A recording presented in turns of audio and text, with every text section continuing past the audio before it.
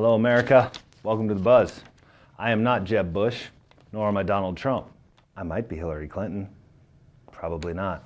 No, I'm Tom Behmer, and I'm going to talk about football rather than politics because it's more entertaining. And quite frankly, people like it more, especially in Creighton, Nebraska. Right now in Creighton, Nebraska, the Bulldogs are on a tear, playing great football in the playoffs in Class D1.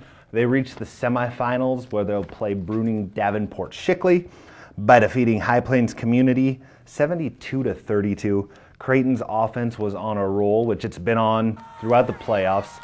Brooke Baller, 302 yards rushing, as Creighton racked up 567 total rushing yards. So far in the playoffs, the Bulldogs have outscored their opponents 190-44.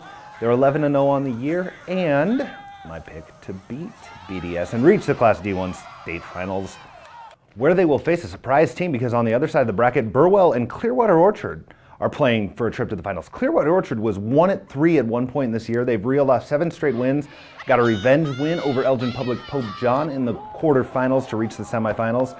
Pope John had beaten them 38-16 in the regular season.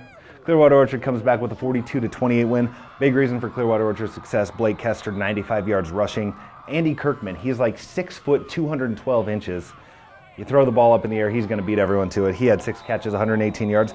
In Class D2, we are guaranteed to have at least one area team in the finals. That's because Humphrey St Francis and Wynot will play in Wynot in a semifinal contest. St Francis, a big winner over Fall City Sacred Heart. These two teams have actually met in 3 of the last 4 seasons in the playoffs this year. St. Francis got the rubber match. A lot of that had to do with Kyle Wemhoff. 46 carries, 240 yards, in leading St. Francis to a 46-14 win over the Irish. Cody Stratman with a big game for Wynot. 22 carries, 274 yards in a win over Exeter Milligan.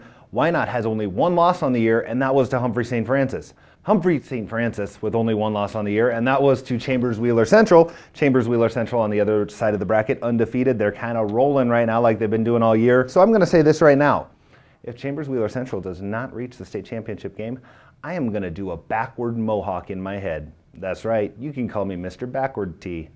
In Class C1, Norfolk Catholic continues to do Norfolk Catholic things, and that's win football games. Big reason is their defense. They were down 14-7 actually in their quarterfinal win over Wahoo Newman, but they scored 35 straight points, ended up winning 42-21. David Engelhop, Dylan Couts, both are over 100 yards rushing for the Knights, who will now play Boys Town for a trip to the state championship game. Boys Town, like Norfolk Catholic, is unbeaten. These two teams haven't met since 2012 when they finished off a string of 3 meetings in 4 years in the playoffs. Norfolk Catholic won 2 of those 3 meetings. Norfolk Catholic likely will win this meeting, and a big reason why is their play up front, both offensively and defensively. One of those linemen, Aiden Burrows, actually auditioned briefly for fullback for the Knights in their win over Newman, but failed to hold on to football.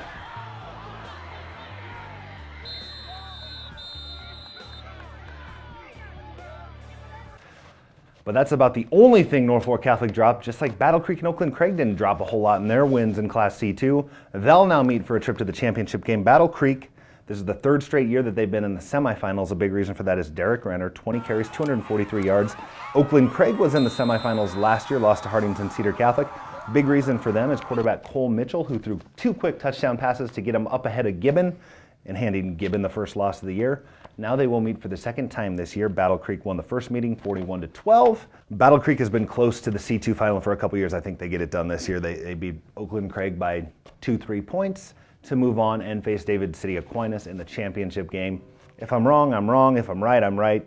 Bottom line is this: there's going to be a lot of good football this Friday in classes C1 and C2, and next Monday in classes D1 and D2. If you can support your local team, go out and do that.